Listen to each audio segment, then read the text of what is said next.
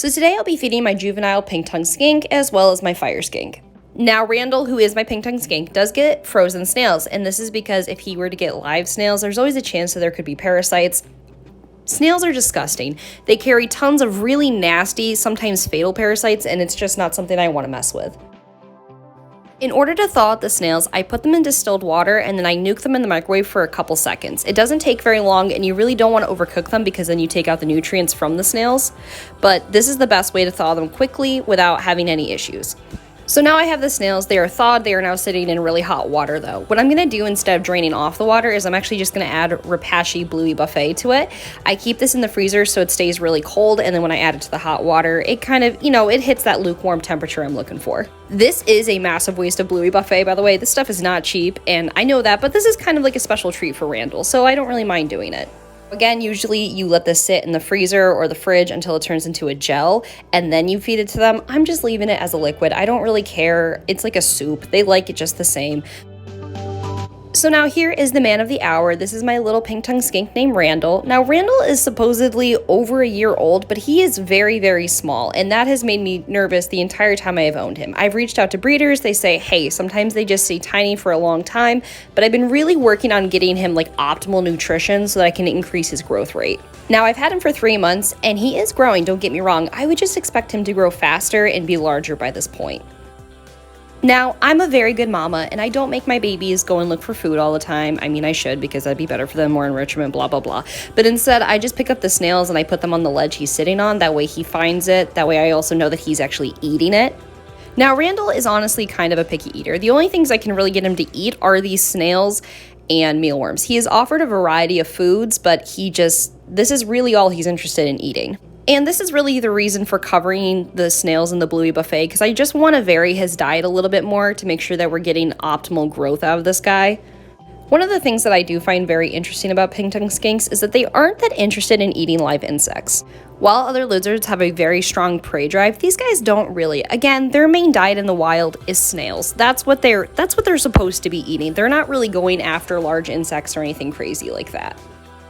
And I try to be extra nice today, and I decided I would make Ari some of this, snail soup too, because Ari is a fire skink. They will eat snails, they will eat Bluey Buffet, but Ari prefers dubias. He prefers things that are moving, that are active, that he can hunt down. And even though he obviously is interested in consuming this, he just doesn't.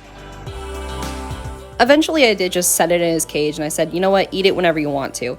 I did try to encourage him to eat it by booping it on his nose. He does seem to really like it, but again, he's just kind of persnickety. He prefers live food and he's not really interested in this stuff today.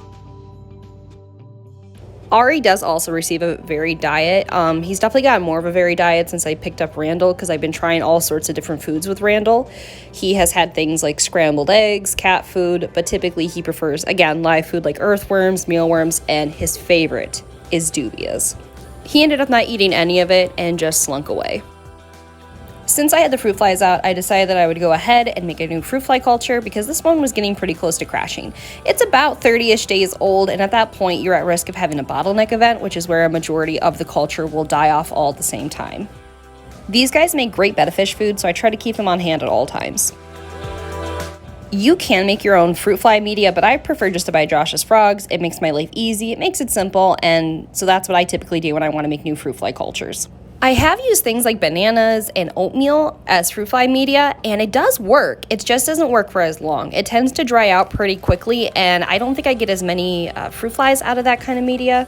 Along with that, I would really like to move towards the point where I can start selling fruit fly cultures along with the betta spawns that I'm raising. And if I'm going to sell this as a product, I really want a product that's going to last for the consumer. Because if I'm only getting 30 days out of this, but I'm only getting 2 weeks out of oatmeal, it isn't worth it to me.